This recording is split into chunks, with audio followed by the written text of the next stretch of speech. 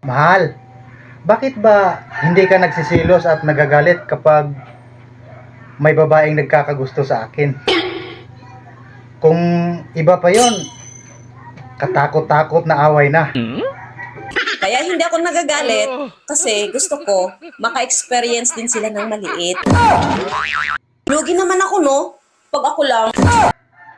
Pagkaperanggot, hindi na dapat pagsisilusan pa.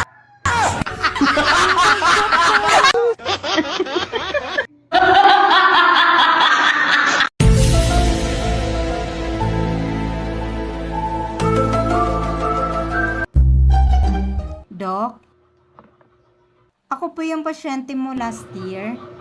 Oo, naalala ko.